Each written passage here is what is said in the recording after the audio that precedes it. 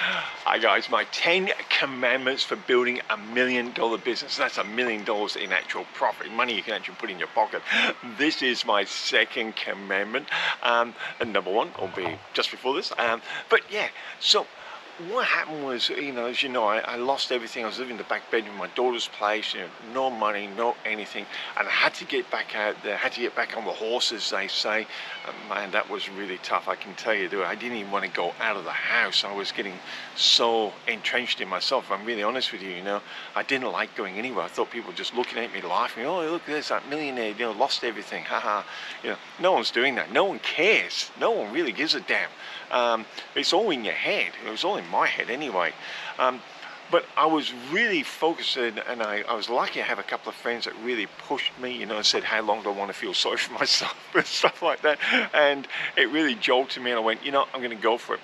And my first stage, I got this really cheap little exercise book, this is it here. It's just a cheapo. And I started to write the stuff down, what it would actually mean and what it would actually take for me to succeed. And I called them commandments because there was going to be no excuses. I was 100% committed to this. And I guess that's something you've got to ask yourself. Do you want the $1 million in your pocket? And how committed are you going to be? This is my second commandment, number two. And I'm going to read you what I actually wrote down those 5 years ago. Learn from established business owners. Oh my goodness. Talk about, I'd already been in business, and people say, really? You'd already been in it? You must know it.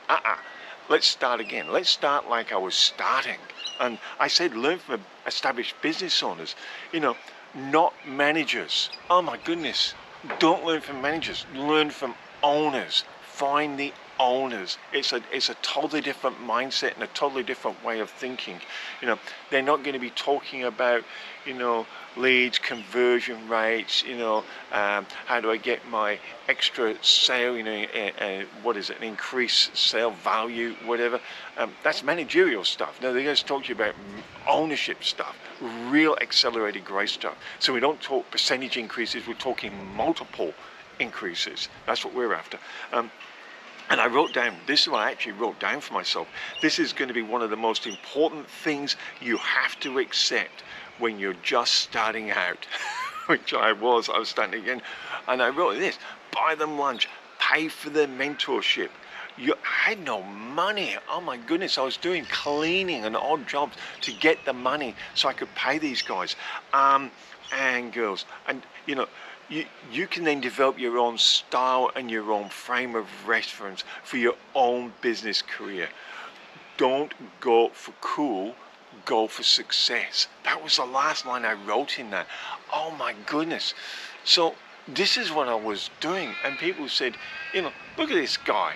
He's got a vacuum cleaner on his back, he's cleaning again, he's washing cars.